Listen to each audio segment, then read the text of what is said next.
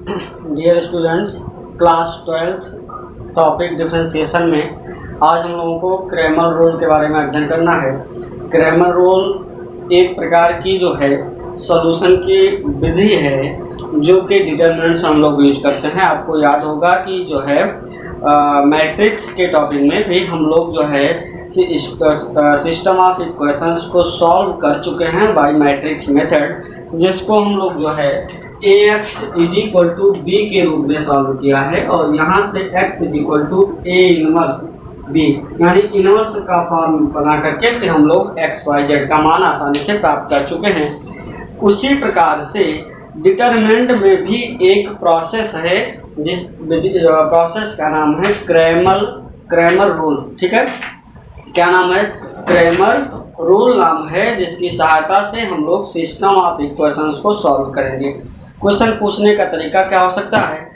आपसे कहा जा सकता है कि दिए गए सिस्टम ऑफ इक्वेशंस को यानी जो है समीकरणों को क्रैमर रूल की सहायता से इनके चर पदों का मान ज्ञात कीजिए।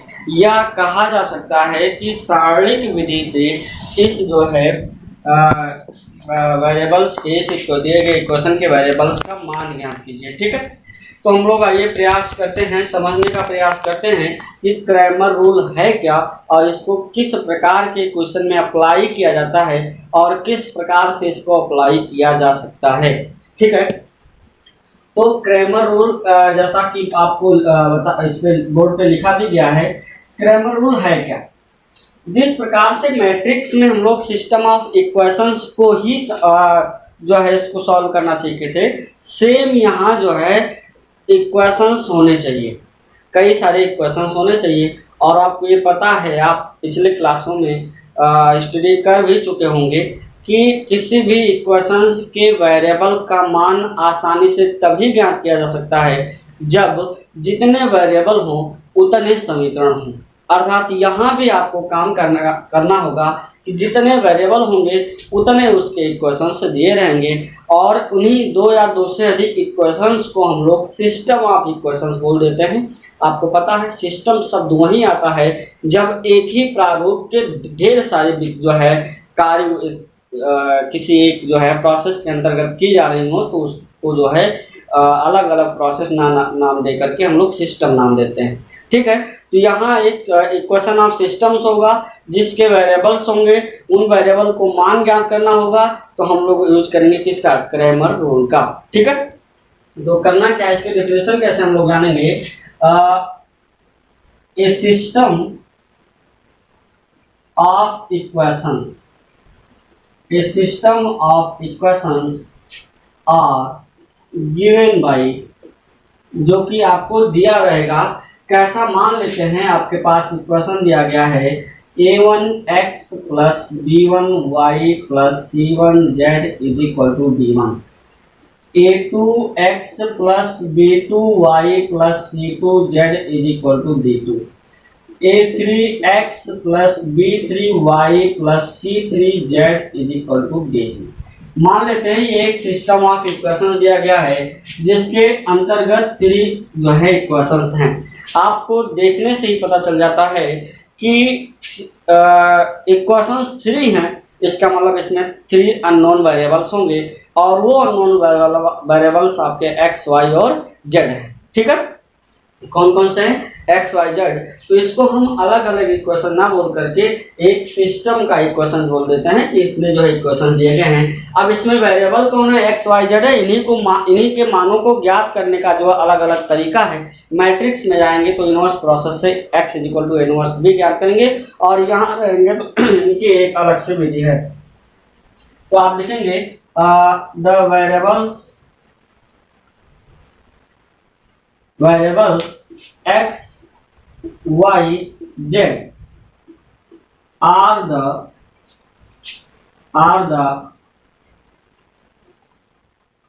value of are the different value of or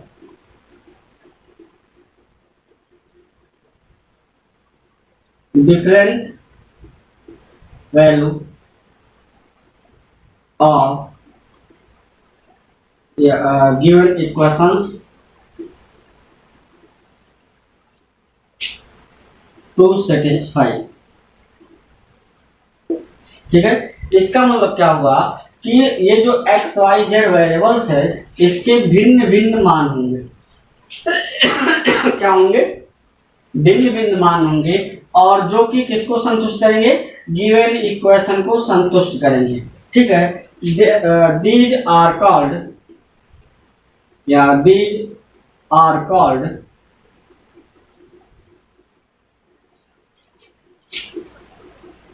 solution,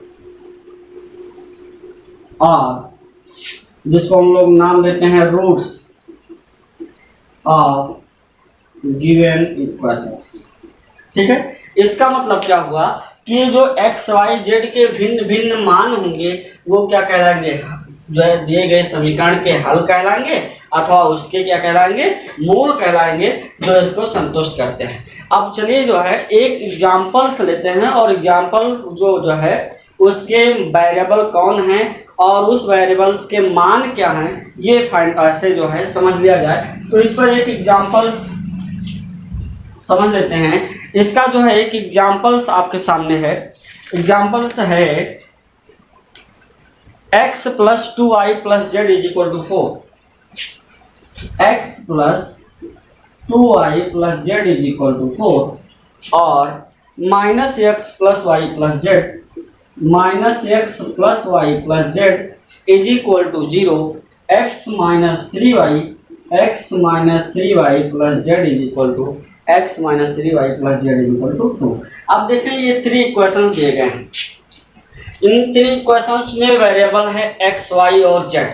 in variables को जो है फाइंड आउट करना है।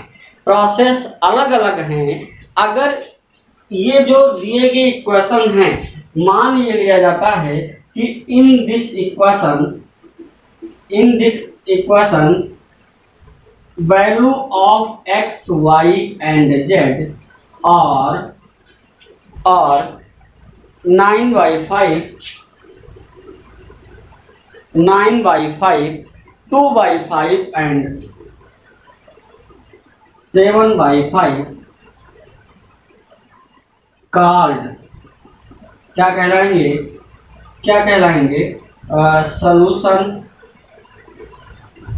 और roots of given equations.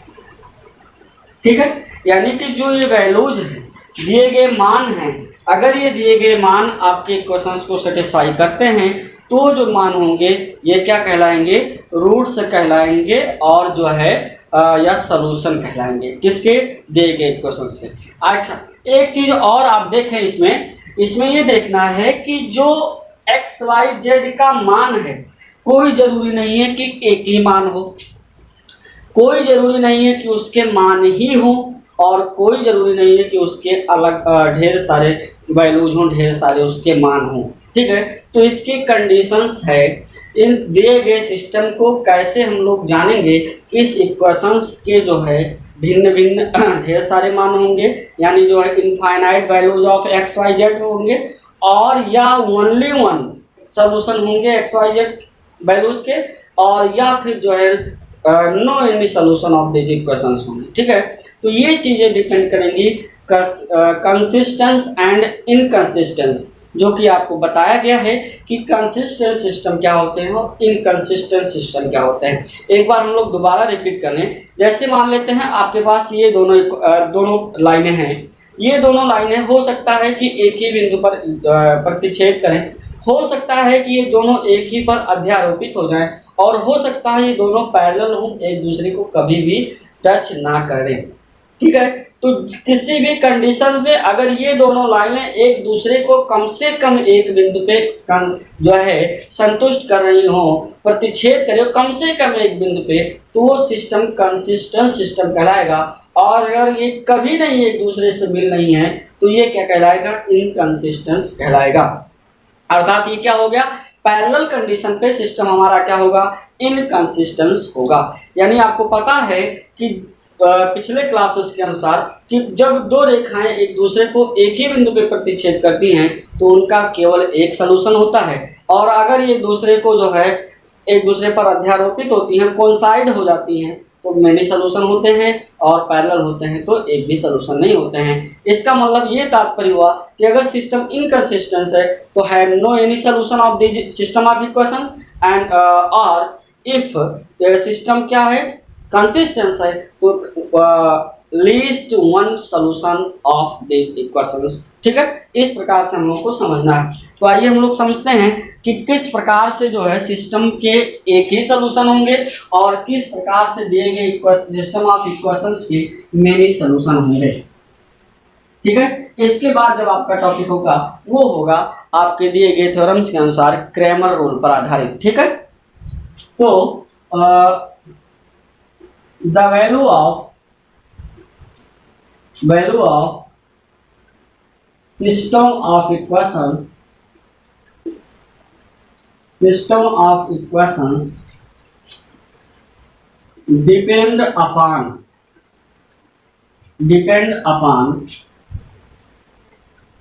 consistency and inconsistency।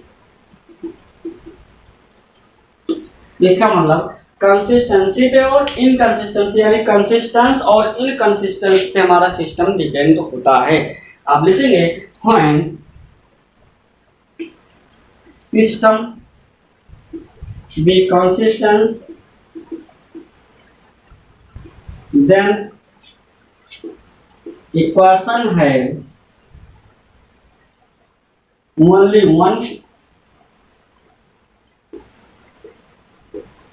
only one solution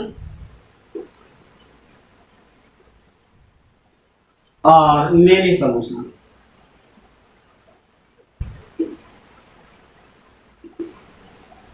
ठीक है, and if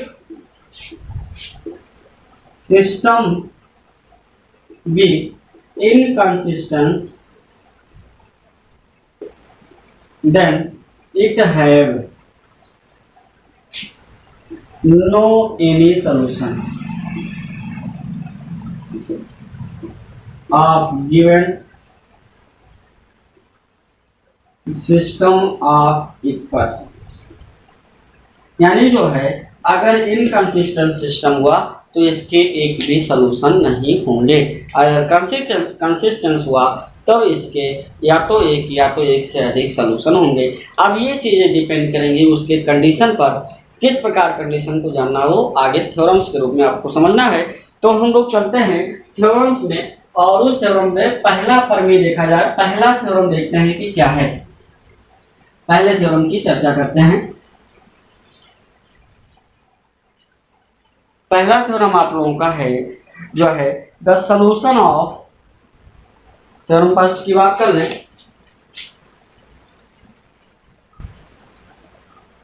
जिसका नाम है क्रैमर रूल। ठीक है, the system of simultaneous linear equation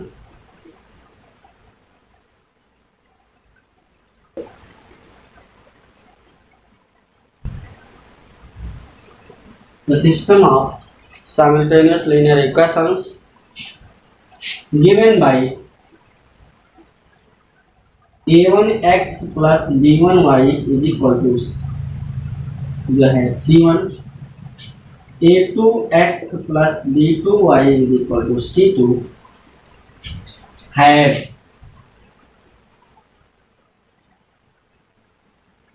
solution according x is equal to या have solution as x is equal to d1 upon d and y is equal to d2 upon d। यानी कि जो system of equation से अगर two variable है तो उसके x और y के मान d1 अपॉन d और d2 अपॉन d के अनुसार ज्ञात किया जा सकता है। अब ये बात फंसती है कि d1 क्या है, d2 क्या है, d क्या है। आइए उसको समझते हैं। जहां d इज इक्वल टू क्या होता है, डी इज इक्वल टू जो होता है वो राइट हैंड के वेरिएबल के कॉफिशिएंट, राइट हैंड के लेफ्ट हैंड साइड के वेरिएबल के कॉफिशिएंट सेम एज, यानी उसी प्रकार से लिख दिए जाते हैं एक मैट्रिक्स में। ए पहले में देखें तो A1 B1 है तो पहली पंक्ति A1 B1, दूसरे क्वेश्चन में A2 B2 है तो दूसरे पंक्ति में A2 B2, ठीक है। और जो D1 होगा वो जो D1 होगा इसी D पे डिपेंड होगा, लेकिन जब D1 है तो राइट हैंड का कांस्टेंट पहले कॉलम में होगा, और जब D2 है तो राइट हैंड का जो है कांस्टेंट दूसरे कॉलम में होगा, और जो है जब राइट हैंड का जो है कांस्टेंट अगर D3 है तो तीसरे जो है किसमें होगा, तीसरे कॉलम में होगा। बाकी जो कॉलम बचते हैं वो आपके डी के अनुसार ही होंगे। बातें समझ में आ रही हैं? इसका मतलब क्या होगा कि जो D1 होगा वो पहले कॉलम में राइट हैंड के कांस्टेंट होंगे, बाकी आपका डी के हिसाब से ही रहेगा। और जो D2 है वो दूसरे कॉलम में जो है राइट हैंड के कांस्टेंट होंगे, बाकी पहला कॉलम आपका जो है डी के हिसाब से ही रहेगा। यानी यहाँ पर दो ही वेरिएबल हैं, इसका मतलब D1 और D2 होगा। जहाँ 3 वेरिएबल होंगे वहाँ D3 भी आएगा, जहाँ 4 वेरिएबल होंगे वहाँ D1 D2 D3 और D4 भी होगा, ठीक है। D क्या होगा, लेफ्ट हैंड के जो है वेरिएबल के कोएफिशिएंट सेम एज ऐसे राइट डाउन कर दिए जाते हैं एक डिटरमिनेंट फॉर्म में। समझ में आई बातें? अब ये कंडीशन आपको तय करना है कि हमारा जो सिस्टम होगा वो कब जो है यूनिक सॉल्यूशन रखेगा, कब मिनी सॉल्यूशन रखेगा, और कब नो हैव एनी सॉल्यूशन के दर्जे में आएगा, ठीक है। तो आइए हम फर्स्ट की बात करते हैं। अगर D नॉट इक्वल टू 0 हो, अगर D क्या हो, नॉट इक्वल टू 0 हो, तो system have only one solution of the given equations, ठीक है। जो सिस्टम होगा वो क्या होगा, ओनली वन सॉल्यूशन रखेगा, और सिस्टम कहलाए क्या गया आपको पता है, कंसिस्टेंट सिस्टम कहलाए, ठीक है। तो आप लिखेंगे if D not equal to 0 then system has consistent system, या system B a consistent system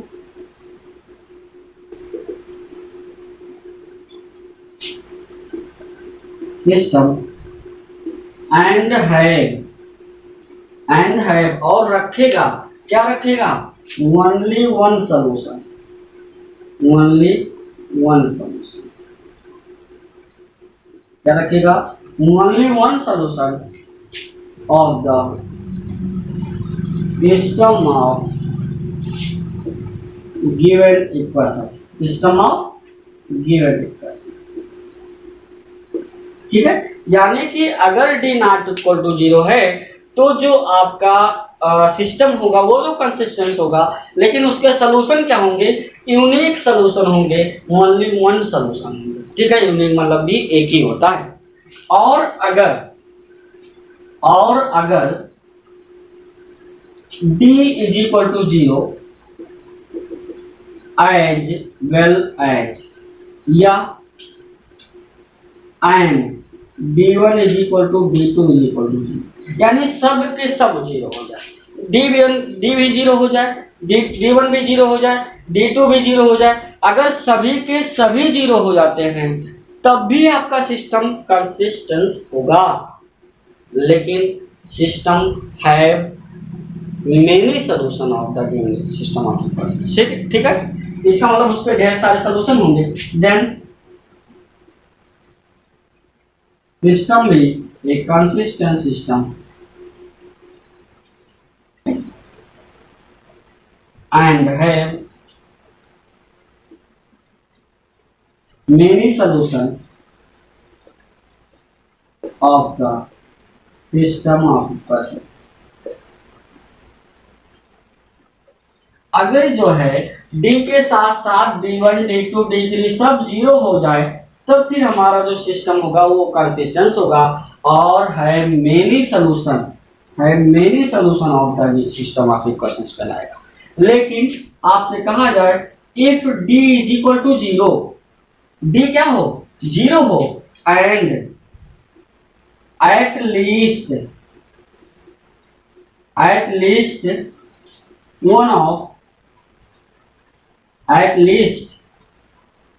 one of d1 d2 और नॉन जीरो। इसका मतलब d तो 0 हो लेकिन eight least one point of, चाहे वो d1 हो चाहे d2 हो, वो क्या हो नॉन जीरो हो, एट लीस्ट 1 है, इसी जगह पे यहाँ और नहीं क्या लगना चाहिए, इज नॉन जीरो, देन जो सिस्टम होगा आपका वो क्या होगा, system be inconsistence and have no any solution,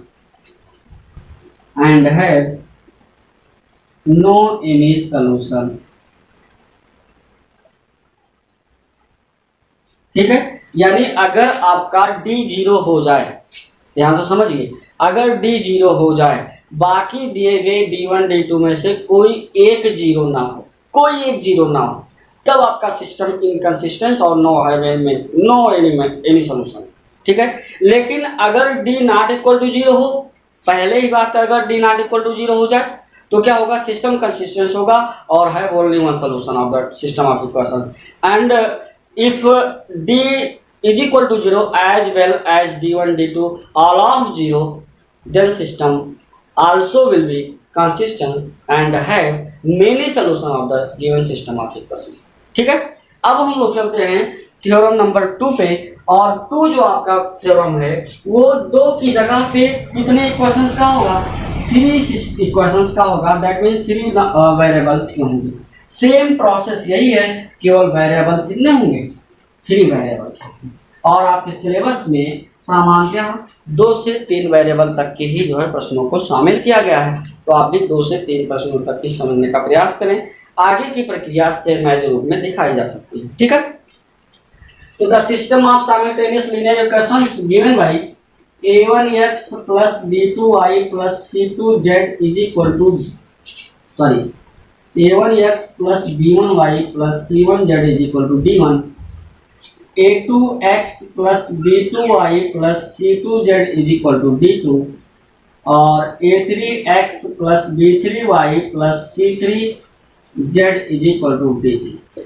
अब की बार जो आपको सिस्टम ऑफ इक्वेशंस दिया गया है वो कितने वेरिएबल का है, 3 वेरिएबल का।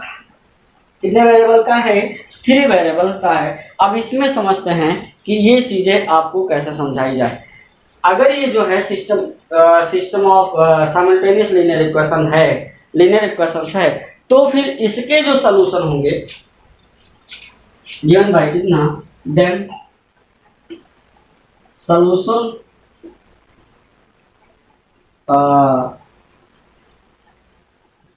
और x is equal to d1 upon d, y is equal to d2 upon d and z is equal to d3 upon d।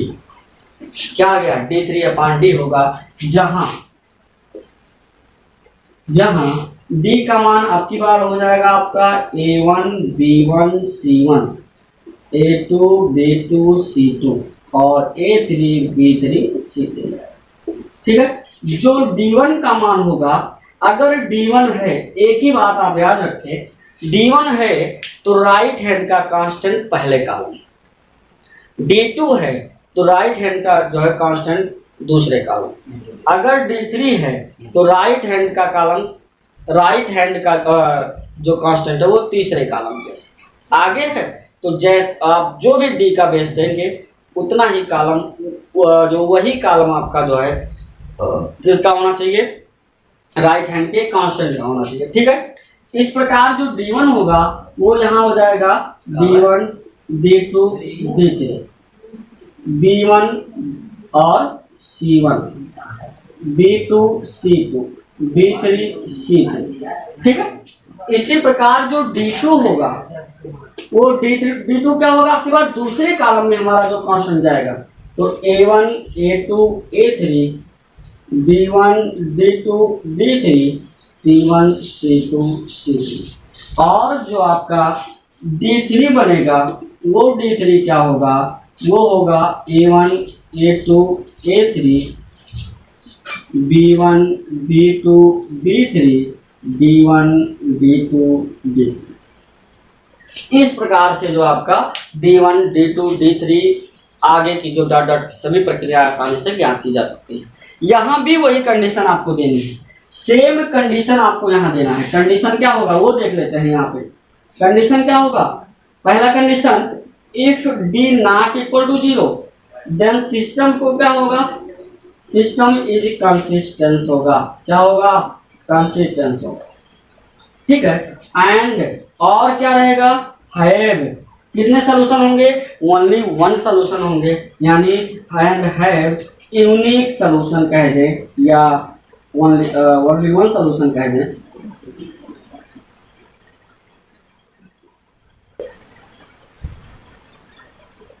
System of equation, ठीक है। और अगर आपके पास क्या होगा, if D is equal to 0 and D1 is equal to D2 is equal to D3 is equal to 0, ये सभी के सभी 0 होंगे, देन जो सिस्टम होगा वो क्या होगा, कंसिस्टेंस ही होगा।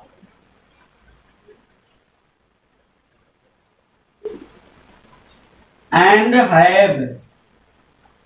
Have many solution, and have क्या होगा, many solution.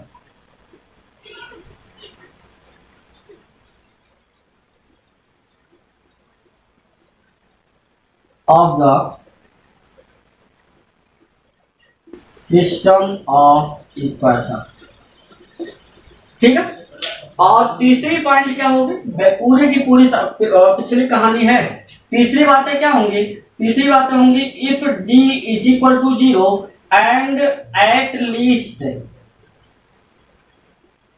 One of, at least मतलब कम, एक, केवल एक, उनमें में से कोई एक, ये बातें होनी चाहिए जो है eight least one of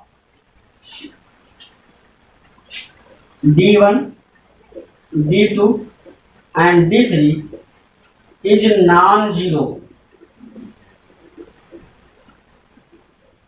then होगा क्या, then system has या सिस्टम B अब की बार क्या हो जाएगा, inconsistence and have no any solution, and have no any solution हो जाएगा। क्या होगा, नो एनी सोल्यूशन होगा अगर सिस्टम इनकंसिस्टेंस है। ये बातें हुई क्रैमर रूल की, चाहे इसको आप थ्योरम कर लें, चाहे इसको आप एक प्रोसेस की विधा से समझने का प्रयास करें, ठीक है। अब हम चलते हैं प्रश्नों की श्रृंखला पे। चलने से पहले माइंड मेकअप में क्या होना चाहिए, सीधी सी यही बात होनी चाहिए कि दिए गए लेफ्ट हैंड के सभी वेरिएबल्स के कोएफिशिएंट को एक डिटरमिनेंट बनाया जाएगा जिसका नाम डी होगा। फिर उसके बाद D1 होगा तो D1 में क्या होगा, राइट हैंड का कांस्टेंट पहले कॉलम में होगा। अगर जरूरत है D2 का तो जो है राइट हैंड का कांस्टेंट दूसरे कॉलम में होगा। अगर D3 की जरूरत पड़ती है तो जो D3 में होगा वो राइट हैंड का कॉलम तीसरे कॉलम में होगा। यानी कि जो और शेष इसके कॉलम से बचेंगे वो पिछले D के हिसाब से कॉलम चलते रहेंगे।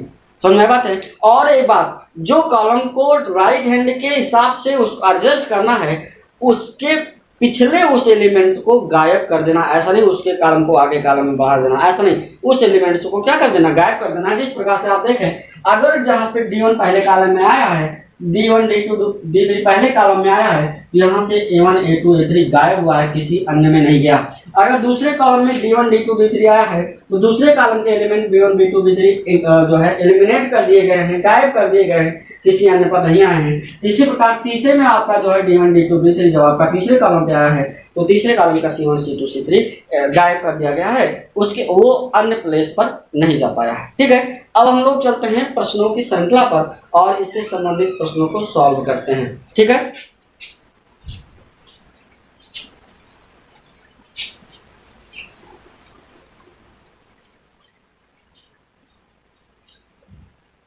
चलिए पहले प्रश्न पर चलते हैं। पहला प्रश्न आपका है, पहला प्रश्न जो आपका है, हाँ, प्रश्नों की श्रृंखला के पहले एक और बात है, वो जानना भी आपके लिए आवश्यक है। बातें क्या है कि मैट्रिक्स की जब आप सॉल्यूशन में काम कर रहे थे तो वहां भी एक क्वेश्चन दो प्रकार के हुए थे, होमोजीनियस और non homogeneous. Non homogeneous is equal to zero ना हो, homogeneous is equal to zero सब पहचानने का सबसे आसान तरीका। और यहाँ भी आपका नॉन होमोजीनियस और होमोजीनियस भी होता है, जिसके अंतर्गत अभी आपने जो है नॉन होमोजीनियस के बारे में सीखा है, अभी आपको होमोजीनियस इक्वेशंस के बारे में सीखना है, होमोजीनियस सिस्टम ऑफ इक्वेशंस के बारे में सीखना है। कभी कभी आपके क्लास के बोर्ड एग्जाम में किसी प्रकार के एग्जाम में आ सकता है, वो दिया गया इक्वेशन क्या हो जाए, होमोजीनियस हो जाए, तो आप अगर थोड़ा सा ध्यान दें तो नॉन होमोजीनियस के राइट हैंड पे कुछ ना कुछ गुणांक रहता है और होमोजीनियस में नहीं रहेगा। फिर आप किसको लेके जाएंगे, फिर आप पिछले प्रोसेस को अगर अपनाते हैं तो पहला कॉलम जीरो, दूसरे कॉलम में D2 में जीरो, तीसरे कॉलम D3 में जीरो, इसका मतलब सभी जीरो हो जाएंगे। तो आगे की प्रक्रिया क्या होगी इसको समझना अति आवश्यक है। तो अगली हेडिंग आप लिख लीजिए, इसके पहले का क्या, फॉर नॉन होमोजीनियस, यहां है for homogeneous system of equations, ठीक है, for homogeneous system of equation. अगर होमोजीनियस सिस्टम ऑफ इक्वेशंस होता है तो किस प्रकार से आप समझें, तो आप इसमें लिखेंगे we are given system of equations, system of homogeneous equations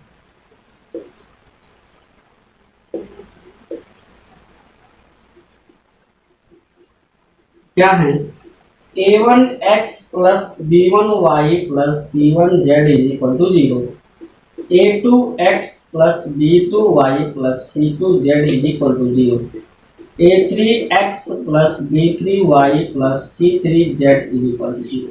ये दिया गया है एक सिस्टम ऑफ होमोजीनियस इक्वेशंस दिया गया है। क्या दिया गया है, सिस्टम ऑफ होमोजीनियस इक्वेशंस दिया गया है, ठीक है।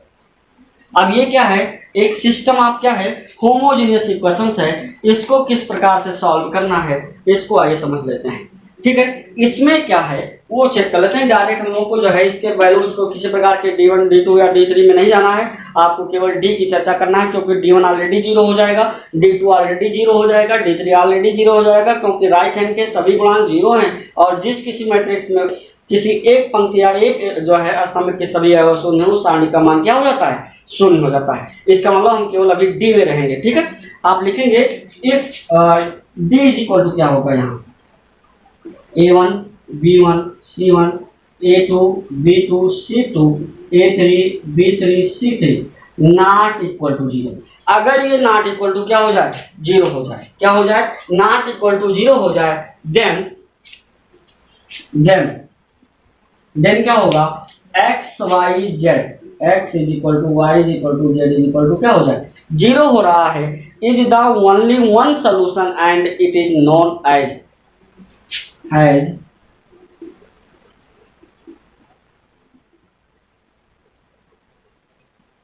only one solution and known as, क्या नाम देते हैं इसका, नाम क्या देते हैं ये इंपॉर्टेंट है, known as trivial solution, TRIVIAL। क्या नाम होता है, ट्रिवियल सॉल्यूशन होता है। क्या नाम होता है, ट्रिवियल सॉल्यूशन होता है कब, जब जो है D not equal to zero हो, तब एक्स वाई जेड के मान जीरो आ जाएंगे और वो सिस्टम क्या कहलाएगा, ट्रिवियल सॉल्यूशन, ट्राइवियल जो भी आप कहें सॉल्यूशन कहलाएगा, ठीक है। अब अगर D is equal to zero हो जाए, पहला कंडीशन, दूसरा कंडीशन क्या होगा वो देख लेते हैं। दूसरा कंडीशन है if D is equal to क्या हो जाए, जीरो हो जाए। अगर D is equal to zero हो जाता है then the system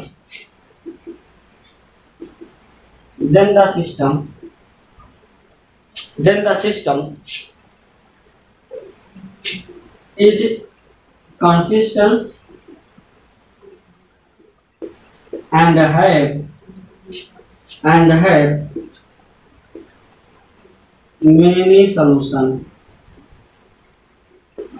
of the system of equations.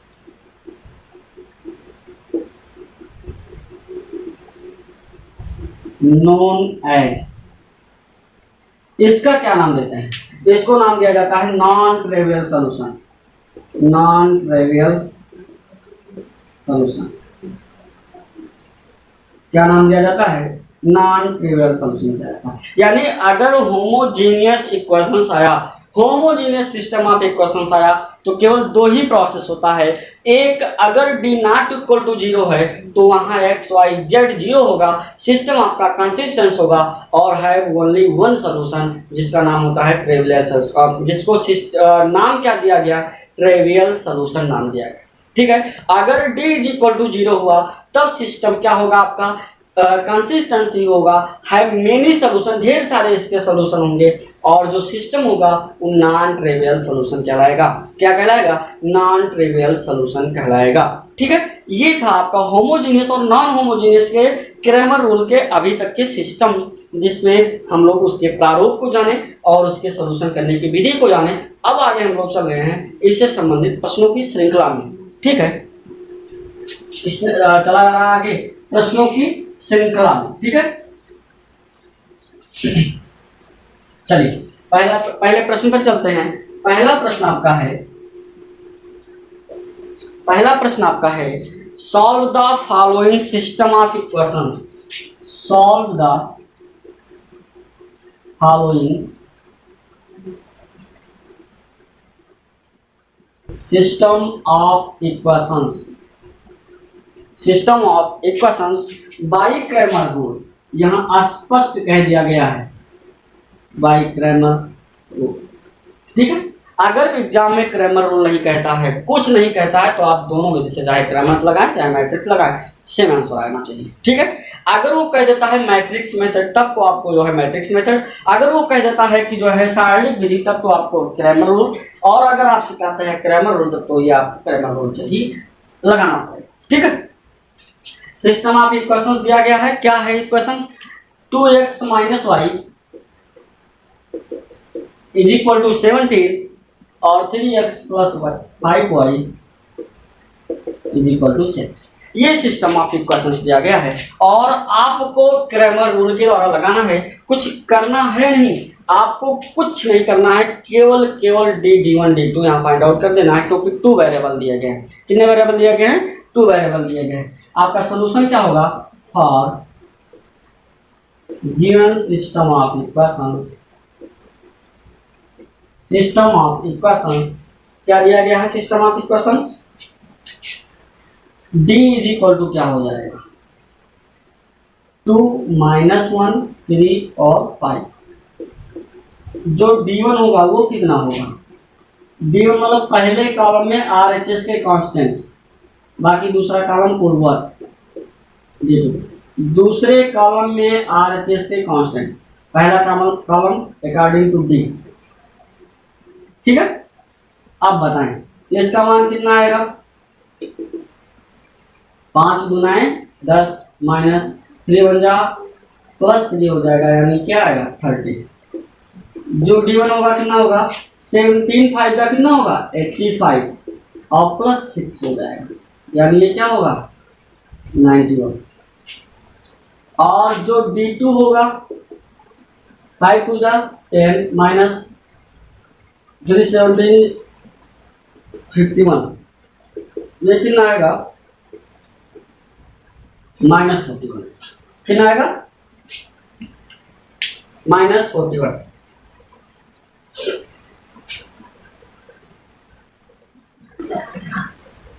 ये कितना आएगा? माइनस 41 आएगा।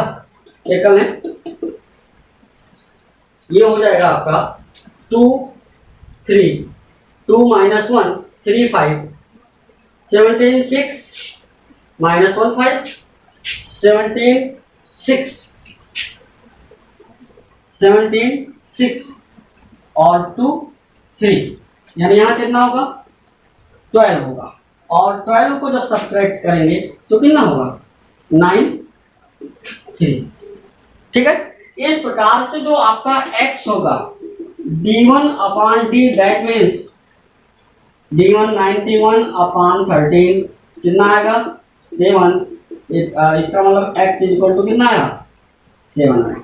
And y is equal to d2 upon D, इसका मतलब -39 अपॉन 13 -3, इसका मतलब ये हो गया y इज इक्वल टू -3।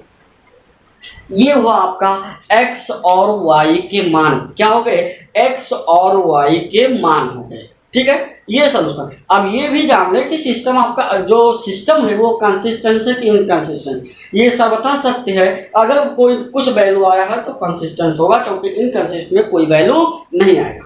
और दूसरी बात है, अब ये चेक कर लें क्या d नॉट इक्वल टू 0 है, यानी d नॉट इक्वल टू 0 है। अगर d नॉट इक्वल टू 0 तो आगे जाने की जरूरत नहीं है, d नॉट इक्वल टू 0 है, यानी सिस्टम आपका क्या है कंसिस्टेंट है और and have only one solution और यूनिक सॉल्यूशन। और क्या होगा यूनिक सॉल्यूशन। ठीक है, अब चलते हैं हम लोग प्रश्न नंबर 2 पर।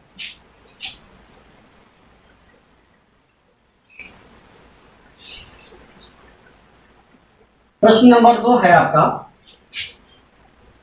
Solve the following system of equations bye Cramer rule. Solve the following system of equations bye Cramer rule. Equation है 9x + 5y, 9x + 5y is equal to कितना 10 है, और 3y - 2x है, 3y - 2x है is equal to क्या है 8 है। प्रश्नों की श्रृंखला में जिस भी टॉपिक से प्रश्न होते हैं, जिस भी टॉपिक से उसी में प्रश्नों की श्रृंखला होती है। प्रश्नों की श्रृंखला में प्रश्नों को इस प्रकार से संयोजित किया जाता है कि सभी प्रकार के प्रश्न आपके जो है पहुंचाया जा सके, आप तक आपको मिल सके। ठीक है, तो प्रयास ये करें कि सभी प्रश्नों को अच्छी तरीके से समझें और उसी से संबंधित अन्य प्रश्नों को आप सॉल्व करें। किसी भी प्रकार की कोई समस्या होने पर आप दिए गए व्हाट्सएप नंबर पर प्रश्नों को शेयर करके अपनी समस्या का समाधान पा सकते हैं। ठीक है, तो चलते हैं यहाँ देखते हैं क्या प्रॉब्लम आ सकता है। प्रॉब्लम आ सकता है दूसरे इक्वेशन में, क्यों? क्योंकि पहले वाली और फिर x दिया गया है, और आप हमेशा ध्यान देते हैं क्या पहला गुणांक x का दूसरा गुणांक y का। यहाँ ऐसा नहीं करना है, यहाँ x को इधर उधर कर देना है, यानी x के बाद y करना है। ठीक है, इस बात को आप ध्यान दीजिए। यहाँ देखें we have system of equations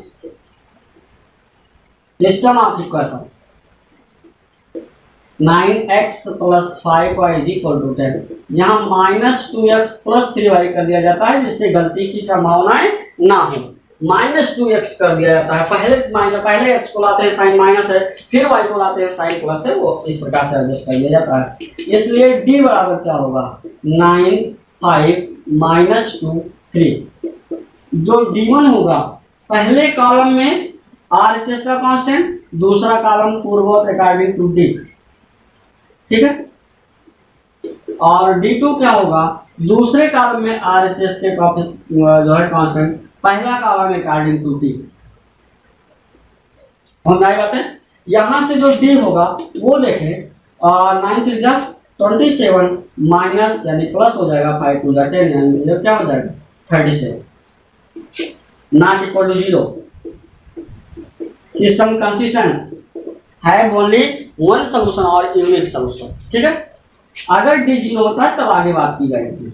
यहाँ क्या होगा 30 - 40 यानी कितना -10, कितना हो जाएगा -10। d2 72 + 20 92 हो जाएगा, कितना हो जाएगा 92 हो जाएगा। इसलिए x बराबर d1 अपान d, d1 अपान d का मतलब क्या हुआ, d1 अपान d का मतलब क्या हुआ -10/37। ये सॉल्व सिंप्लीफिकेशन अभी नहीं हो रहा है, इसको ऐसे सॉल्व करना है। ठीक है, और y इज इक्वल टू क्या होगा d2 अपान d 92/37। इसका मतलब y इज इक्वल टू 92/37 लिखा जा सकता है। इस प्रकार से आप जो है दिए गए सिस्टम ऑफ इक्वेशंस के जो है क्या कर सकते हैं, वेरिएबल्स को फाइंड आउट कर सकते हैं, सिस्टम को बता सकते हैं कि किस प्रकार का सिस्टम है। ठीक है, अगले प्रश्न पर चलते हैं।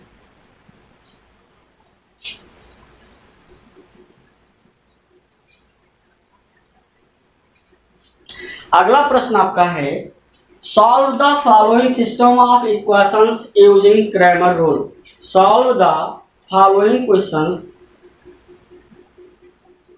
Solve the following question using the system of Cramer rules. बातें वही है, क्रैमर रूल की सहायता से काम करना है। 5x - 7y, 5x - 7y, ठीक है, plus z is equal to 11, plus z is equal to 11, 6x - 8y, 6x - 8y minus z is equal to 15, और उसके बाद 3x + 2y, 3x + 2y minus 6z, minus 6z is equal to 7। ये जो प्रश्न आपका है वो 3 वेरिएबल्स डिपेंड है। ठीक है, यानी हम लोग को d1 d2 के साथ क्या चाहिए, d3 चाहिए। समझ आई बातें। d1 में पहला कॉलम राइट हैंड का कांस्टेंट, बाकी अकॉर्डिंग टू d। दूसरे कॉलम में जो d2 में दूसरा कॉलम जो है राइट हैंड का कांस्टेंट, बाकी पे जो है अकॉर्डिंग टू d। और d3 में तीसरे कॉलम में जो है राइट हैंड का कांस्टेंट, बाकी जो है अकॉर्डिंग टू d रहेगा। ये बातों को आप, इन बातों को आप समझिए। We have system of equations 5x - 7y plus z is equal to 11, 6x - 8y minus z is equal to 15, and 3x plus 2y minus 6z is equal to 7। ठीक है, इसलिए d इज इक्वल टू क्या करते हैं, d क्या होगा, अब देखें बिल्कुल एकदम उसी क्रम में लिख दीजिए। 5 6 3 -7 -8 2 1 -1 -6 मान ज्ञात करते हैं। प्रसार करना आपको बताया गया है, आपको प्रसार करना बताया गया है। देख लेते हैं 5, ये कितना हो जाएगा 48 + 2 +7 हो जाएगा, क्या हो जाएगा +7। ठीक है, +7 हो जाएगा, ये गायब ये गायब, -36 और +3 +1 12 + 24, 12 प्लस क्या हो जाएगा 24 हो जाएगा। अब यहाँ देखिए 50 हुआ, 50 मतलब कि 25 0, 25 क्या हो जाएगा 0 हो जाएगा। और यहाँ देखिए -33 होगा, क्या होगा -33 होगा, और 7 का मल्टीप्लाई 21 1 2 बचा, 21 और 2 23 -2 31, क्या होगा 231, और यहाँ कितना होगा +36, प्लस क्या होगा 36, यानी कि 250 36 ऐड कर लिया जाए तो 286 आएगा, 231 सब्ट्रैक्ट कर दिया जाए 5 5 आएगा, कितना आएगा 5 5 आएगा। ठीक है, इसका मतलब यहाँ कितना आएगा 5 5, यानी कि ये d का मान कितना आया 5 5 not equal to 0। That mean system has या सिस्टम बी कंसिस्टेंस, क्या होगा consistence and have only one solution, only one solution. d1 की बात की जाए, पहले कॉलम में कांस्टेंट 11 15 7, बाकी सब -8 2, और उसके बाद 1 -1 -6। ठीक है, 11 हो गया, यहाँ कितना होगा 48 + 2 + 7 होगा, बातें वही आएंगी, थोड़ी सी डिस्टर्ब होगा पहले कॉलम से। -1 + 7 ये गायब हो जाएगा, 15 6 105 माइनस में आएगा, और 7 1 7 प्लस में हो जाएगा, +1 30 + 56, ये कितना होगा 50 हो जाएगा, और 50 यानी 550 होगा। 55 क्या हो जाएगा, 0 हो जाएगा। यहाँ देखें माइनस है यानी 98 होगा, कितना होगा 98 और इंटू 7 6 5 और ये 63 और 5 68 सही है।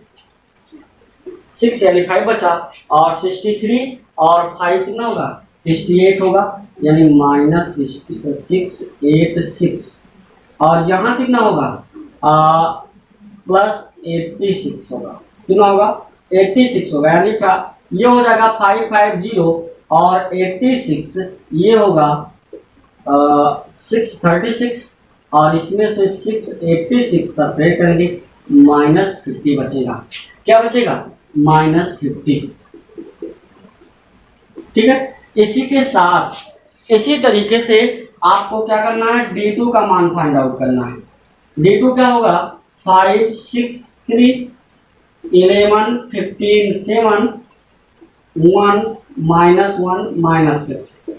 ठीक है, 5 ये कितना होगा -90 और +7 -11 -36 +3 -36 और +3 +1 होगा और उसके बाद ये क्या होगा 42 -45।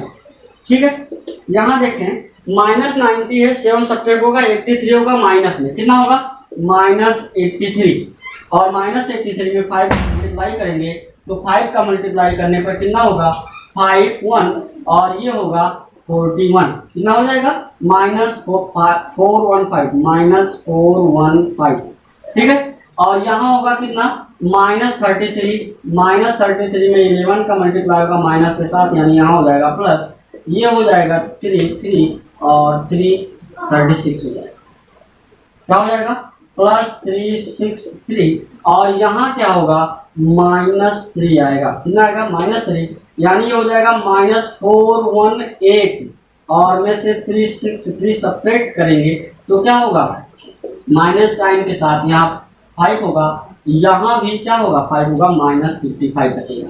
क्या बचेगा -55 बचेगा। ये हो गया D1 D2। ठीक है, अब आपका D3 क्या होगा, इसी प्रकार आप D3 निकालेंगे तो 5 6 3 होगा और -7 -8 2 होगा 11 15 7 होगा।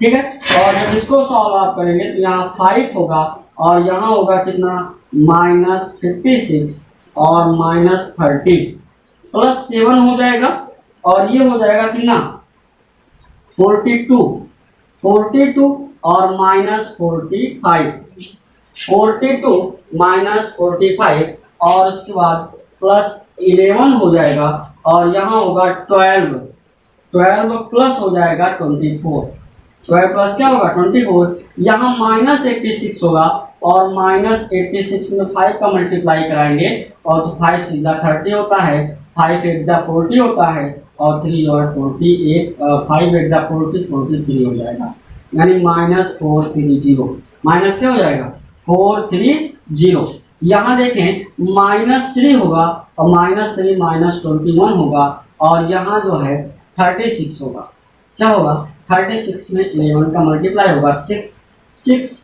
33 और 6 39 होगा यानी +396 होगा। ठीक है, अब आप देखें इन दोनों के जब आप ऐड करेंगे तो 451 होगा, माइनस के साथ 396 सब्ट्रैक्ट करेंगे तो यहाँ हो जाएगा माइनस में 5 और यहाँ कितना होगा 414 यानी यहाँ भी क्या हो जाएगा 5 होगा, -55 बचना चाहिए।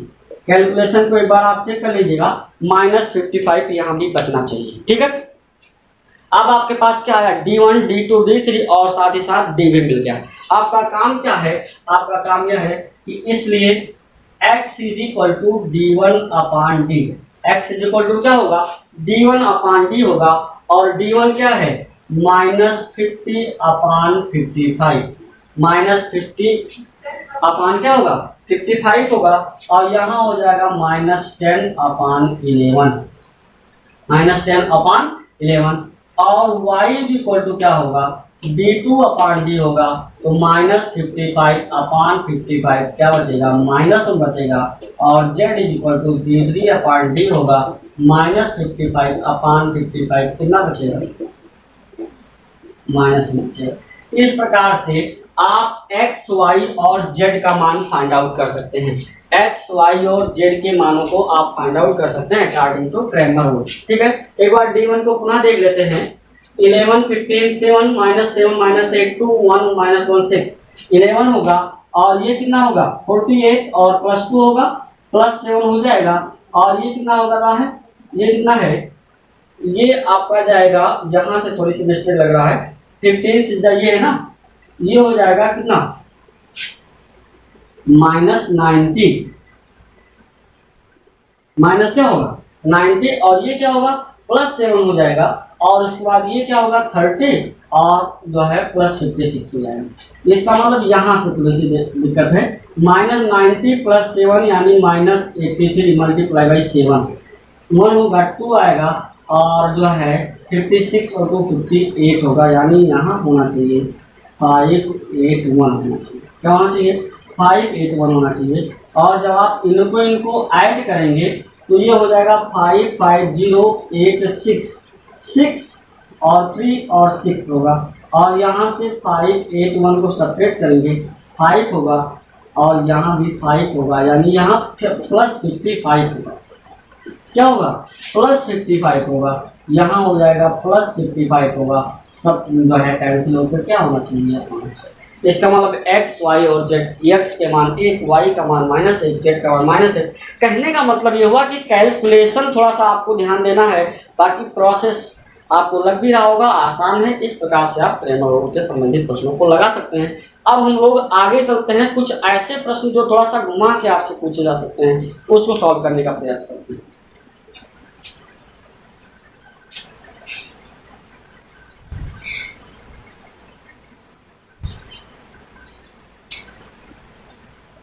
चलिए, नेक्स्ट प्रश्न आपका है, if the system of equations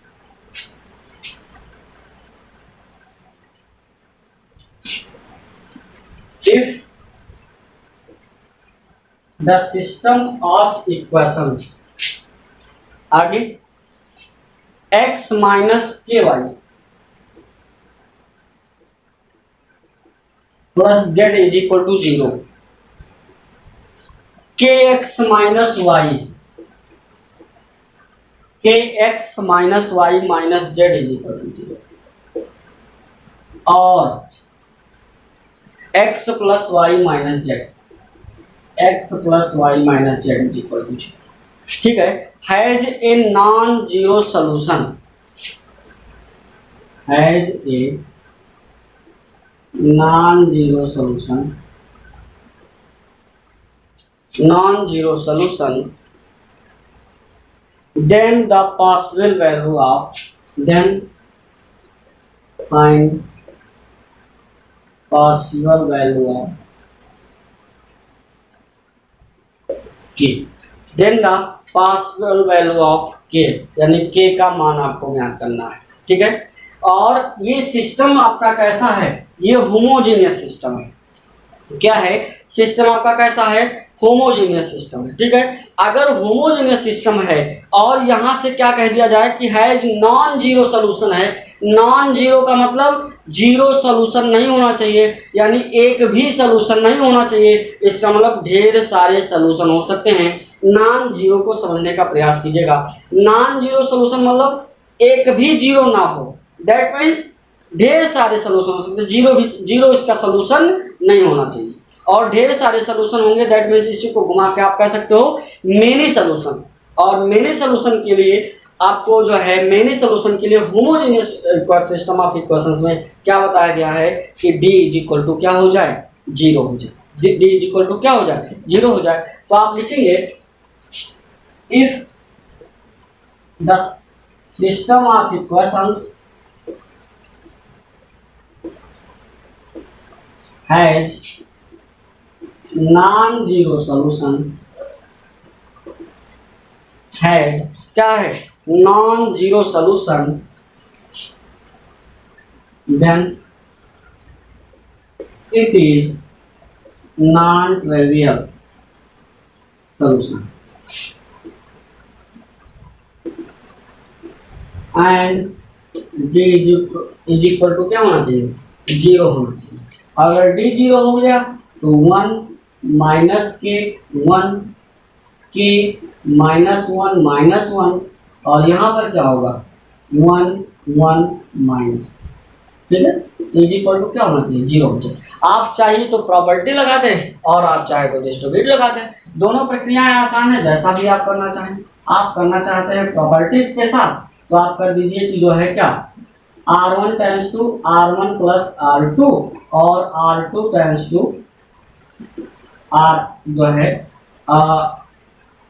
क्या हो जाएगा R1 टेंस टू क्या होगा, या आप इसको कर दें R2 tense to R2 plus R1 और R3 tense to R3 plus R1, ठीक है। तो चेक कर लें, R1 को कुछ नहीं चेंज करना, 1 माइनस के 1 ही करना है, इनको जोड़ना है तो ये हो गया k प्लस 1, इनको जोड़ना है तो माइनस k प्लस 1 और इनका 0, इनको इनके साथ जोड़ना है तो एक क्या हो गया 2 हो गया, इनको इनके साथ जोड़ना है तो माइनस के माइनस 1 हो जाएगा, माइनस क्या होगा -1 हो जाएगा और उसके बाद इनको इनके साथ जोड़ना है तो क्या हो जाएगा 0 हो जाएगा और इज इक्वल टू क्या है 0 है। अब इसी के सापेक्ष प्रसार कर दीजिए, तो अगर इसके सापेक्ष प्रसार होगा तो ये पंक्ति और ये स्तंभ क्या होगा, इनके इनसे गुणा होगा, माइनस के प्लस 1 के माइनस 1 और माइनस माइनस क्या हो जाएगा प्लस हो जाएगा, माइनस माइनस क्या हो जाएगा प्लस हो जाएगा और उसके बाद इनसे इनका गुणा हो जाएगा तो 2 इंटू के प्लस 1 हो जाएगा इज इक्वल टू 0। यहाँ से क्या हुआ माइनस के स्क्वायर प्लस 1, क्योंकि माइनस बाहर है अंदर जाएगा प्लस कर देगा और plus 2k plus 2 is equal to 0, तो minus K square plus 2k plus 3 is equal to 0, that means K square minus 2k minus 3 is equal to 0, ठीक है। अब ये आपका हुआ तो के स्क्वायर माइनस 3 के प्लस के और माइनस 3 इज इक्वल टू 0, यानी के माइनस 3 और के प्लस 1, के माइनस 3 और क्या होगा के प्लस 1 होगा, के माइनस 3 और के प्लस क्या हो जाएगा 1 हो जाएगा, ठीक है। क्या हो जाएगा 1 हो जाना चाहिए। और इस प्रकार से अगर आप देखें तो यहाँ से जो वैल्यूज आपको मिलेगा वो वैल्यूज क्या मिलेगा -1 है ना, यहाँ क्या -1 है। अगर इसको एक मिनट अगर इसको घटाते हैं तब ये इसको क्या कर दिया जाए जोड़ दिया जाए, तो जोड़ने पर ये 0 हो जाएगा और जोड़ने पर ये 0 हो जाएगा, ठीक है। इसका मतलब यहाँ क्या हो जाना चाहिए 0 हो जाना चाहिए। अगर 0 हो रहा है तो k इक्वल टू 3 आएगा या क्या आएगा 1 आएगा। इस प्रकार से भी आपसे पूछा जा सकता है कि दिए गए इसमें जो है कांस्टेंट का मान आपको ज्ञात करना, सिस्टम कुछ शर्तें दी जा सकती है, ठीक है। अब हम लोग चलते हैं आगे प्रश्न पर।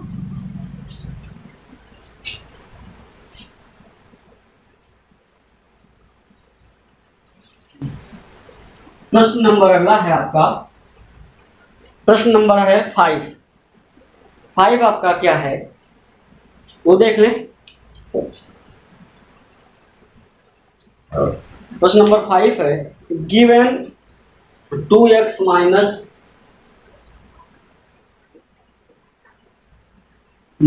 y plus 2z is equal to 2,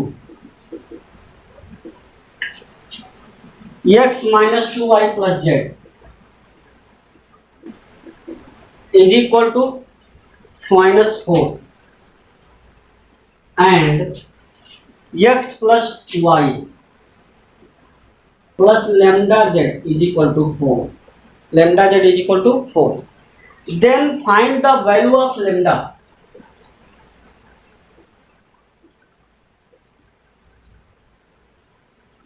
Then find the value of lambda such that the given system of equation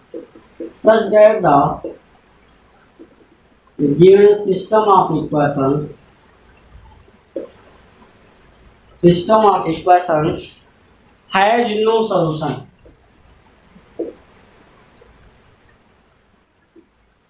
has no solution। अब आप ध्यान दें, आपको बताया गया कि जो है जो प्रश्नों की श्रृंखला होगी उसमें विभिन्न प्रकार के प्रश्न, जितने भी संभव हो उतने प्रकार के प्रश्न रखने का प्रयास किया जाता है। ये भी प्रश्न पिछले बताए गए प्रश्नों से अलग है, होमोजेनियस नहीं भी है लेकिन नो सोल्यूशन रख रहा है। और आपको पता है अगर ये नो सोल्यूशन है, नो एनी सोल्यूशन है, तब d इज इक्वल टू 0 होगा और eight least one of d1 d2 d3 is non zero होगा। यानी d तो 0 होगा लेकिन d1 d2 d3 में कोई एक आपको नॉन जीरो दिखाना पड़ेगा। ठीक है, तो इसका मतलब आप क्या लिखेंगे इसमें, वो देखें, we have system of equations 2x minus y plus 2z is equal to 2, x minus 2y plus z is equal to minus 4, and x plus y plus lambda z is equal to 4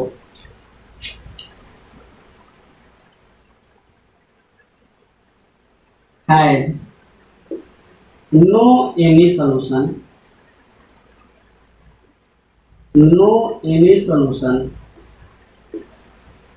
then d is equal to 0 and at least one of d1 d2 and d3 is non-zero, कोई एक non zero होना चाहिए। तो आइए D की बात करें, इसलिए d is equal to 2 1 1 minus 1 minus 2 1 2 1 lambda is equal to 0, 2 minus 1 2 1 minus 2 1 1 1 lambda। इसको देख लेते हैं, अगर ये 0 है तो प्रसार कर लेते हैं, आसान तरीका रहेगा। 2 minus 2 lambda minus 2 sorry minus 1 1 on the 1 minus 1 यानी प्लस 1। ठीक है, ये गायब lambda minus 1 plus 2 1 plus 2 is equal to 0, minus 4 lambda minus 2 plus lambda minus 1 plus 6 is equal to 0, minus 4 lambda plus lambda minus 3 lambda minus 2 minus 1 minus 3 plus 3 यानी plus 3 is equal to 0। that means lambda is equal to क्या है, lambda is equal to वो क्या आया 1 आया। लेकिन अभी lambda is equal to 1 है, आपको कोई एक नॉन जीरो दिखाना है, इसलिए आप डी की बात करें। किसकी बात करें, d1 की बात कर लेते हैं। d1 को चेक कर लेते हैं। अब d1 में पहला कॉलम RHS का जो है गुणांक 4 हो गया और दूसरे में आपका जो है -1 -2 1 हो गया और 2 1 लेमडा का मान क्या है 1 है, इसका मतलब यहाँ पे क्या होगा 1। ठीक है, इसका मान फाइंड आउट करते हैं। 2 हो गया -2 -1 प्लस 1 हो गया, ये -4 और -4 प्लस 2 -4 और प्लस 8 -3 यानी -8 और प्लस 4 प्लस 8, ये कट गया, कितना आया -6 नॉट इक्वल टू 0। एक कोई जीरो हो गया, एक कोई नॉन जीरो हो गया, आगे चेक करने की जरूरत नहीं है। अगर d1 जीरो हो जाता d2 चेक करते नॉन जीरो के लिए, d2 जीरो हो जाता है नॉन जीरो के लिए d3 चेक की जाती है, कोई एक नॉन जीरो होना चाहिए। इसका मतलब इस प्रकार से आप दिए गए इन प्रकार के प्रश्नों को सॉल्व कर सकते हैं। अब चलते हैं हम लोग अगले प्रश्न की तरफ। अगला जो प्रश्न है वो देख लेते हैं। अगला प्रश्न आपका है जो है वो न्यूमेरिकली वैल्यू ना दे करके आपको जो है कोई मान देगा, उस प्रकार से इसको लगाते हैं। क्वेश्चन नंबर 6 देख लेते हैं। क्वेश्चन नंबर 6 ये है, solve the solve the following system of equation, solve the following system of equations, system of equations using determinant.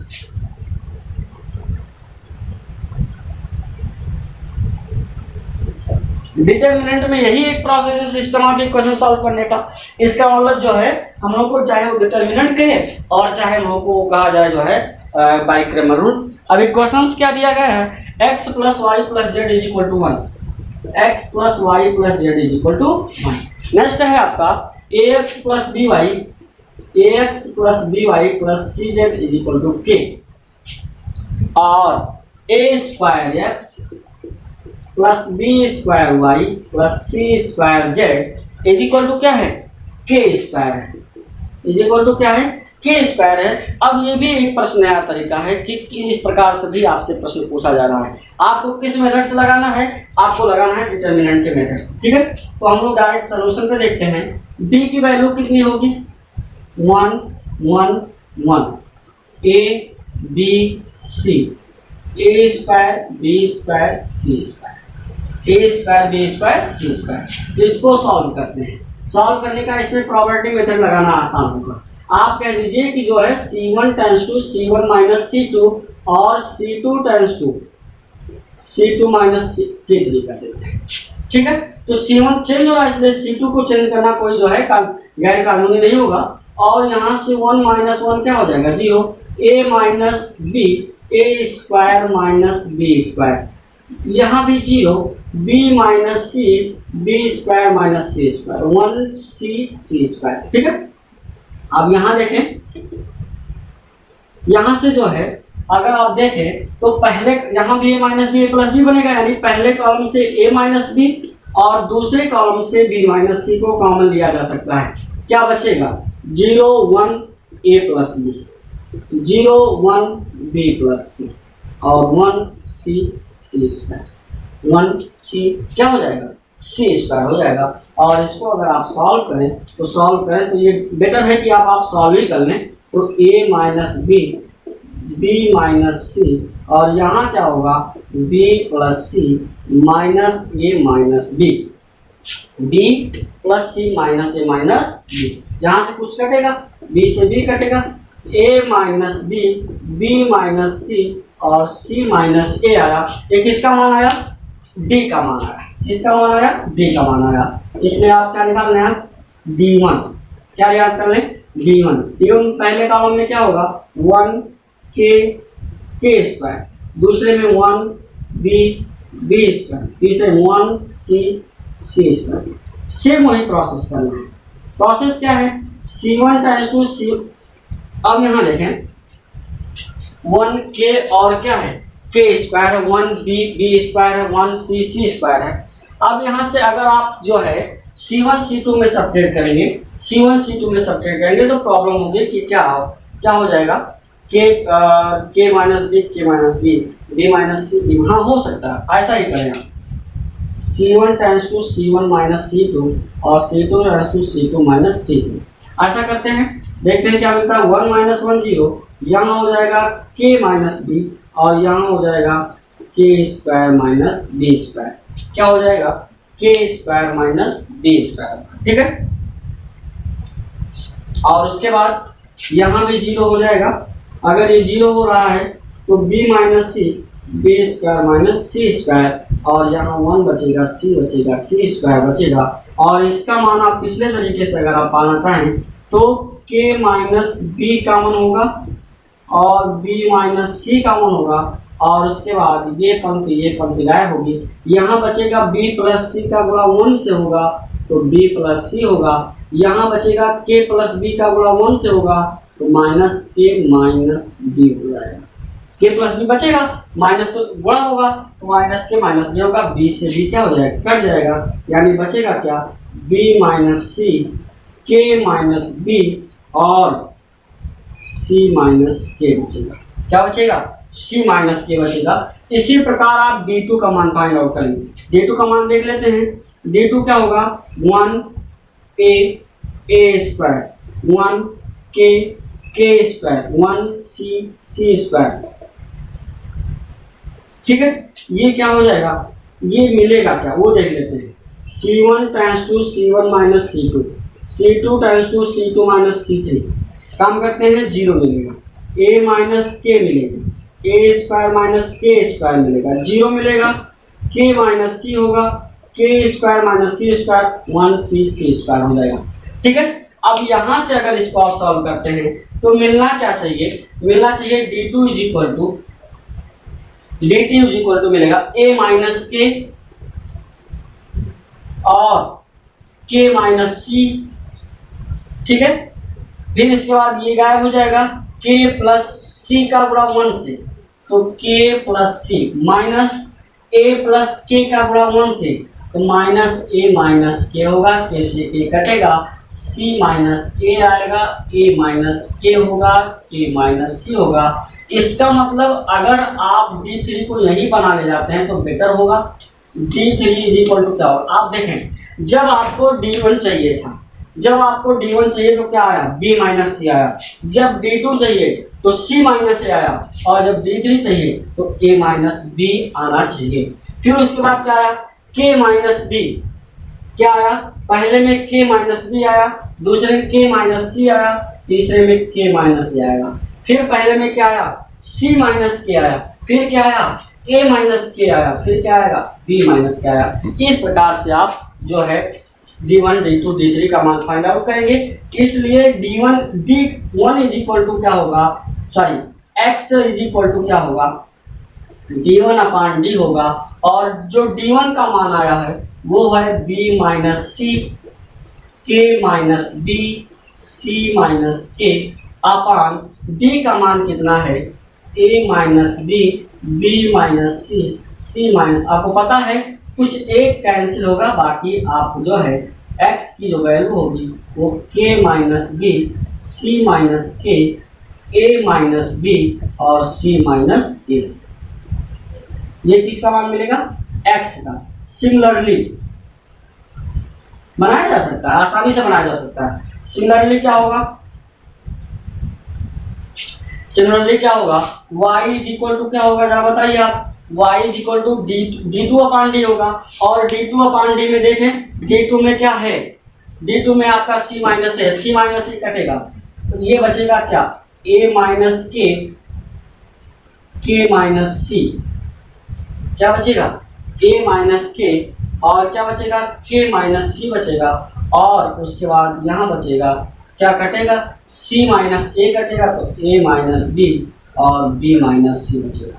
और z इज इक्वल टू क्या होगा, z d3 होगा, और d3 में आपका a माइनस बी कटेगा, k माइनस ए बचेगा, b minus के बचेगा, अपान a माइनस बी कट जाना है, तो b माइनस सी बचेगा, c माइनस के बचेगा। इस प्रकार से आप इन प्रश्नों के भी x, y, z के मान आसानी से ज्ञात कर सकते हैं। कुछ ऐसे टर्म होते हैं जिसको आप सिमिलरली लगा सकते हैं, और अगर आप सिमिलरली लगा लेते हैं तो टॉपिक आपका और आसान हो जाता है। ठीक है। तो ये जो है कुछ प्रश्नों की श्रृंखला में आपको महत्वपूर्ण प्रश्नों के बारे में बताया गया है।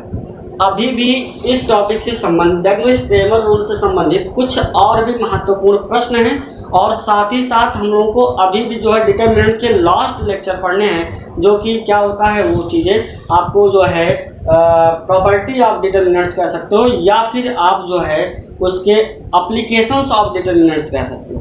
यानी हम लोगों का जो नेक्स्ट लेक्चर होगा, अगली टॉपिक होगी टाइम मैनेजमेंट को देखते हुए, टाइम समय को देखते हुए, अगले टॉपिक में अगले लेक्चर के रूप में हम लोग जो है कुछ क्रेमर रूल के महत्वपूर्ण प्रश्नों के बारे में, और साथ ही साथ एप्लीकेशन ऑफ डिटरमिनेंट्स के बारे में पढ़ेंगे, जो डिटरमिनेंट्स के लास्ट टॉपिक होगी। बस आज के लिए इतना ही। ओके।